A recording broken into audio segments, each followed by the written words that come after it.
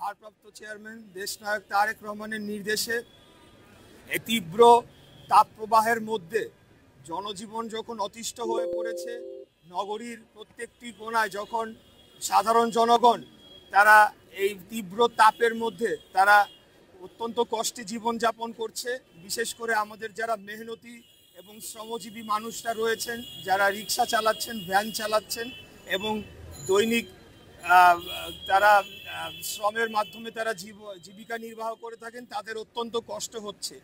এর মধ্যে আমাদের নেতার নির্দেশে আমরা আজকে এখানে বিশুদ্ধ খাবার পানি, স্যালাইন এবং গ্লুকোজ তাদের মাঝে বিতরণ করব এবং আপনাদের পাশে থাকব।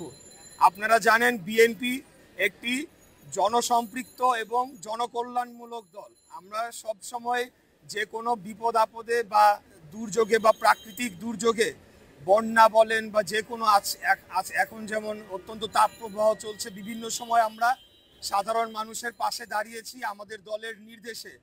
আর বর্তমান সরকারি দল আপনারা জানেন যে অতীতে তারা ত্রাণের চাল লুট করেছে।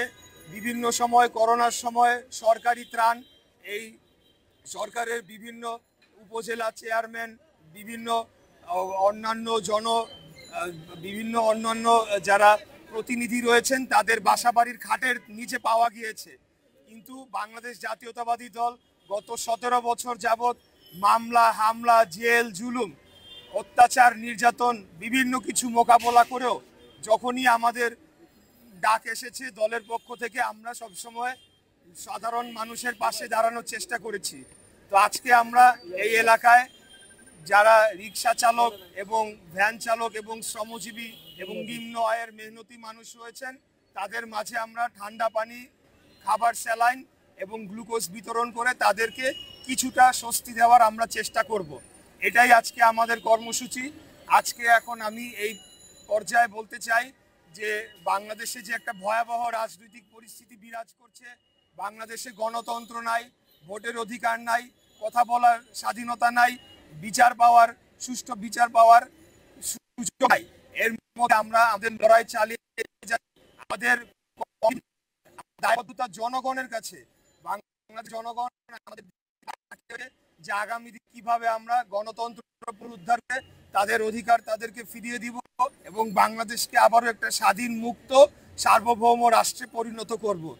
আপনাদেরকে সাথে নিয়ে ইনশাল্লাহ আগামী দিনে দলের যে কোনো আন্দোলন সংগ্রামের কর্মসূচিতে আমরা রাজপথে জোরালো অবস্থান করার মাধ্যমে আমরা আমাদের এই রাজনৈতিক আন্দোলনকে নিয়ে যাব। বিজয় অর্জন না হওয়া পর্যন্ত আমাদের আন্দোলন চলমান থাকবে ইনশাল্লাহ। এই বলে আমি আজকে আমার বক্তব্য শেষ করে আমাদের এই কর্মসূচির উদ্বোধন ঘোষণা করছি। ধন্যবাদ সবাইকে। আসসালামু আলাইকুম।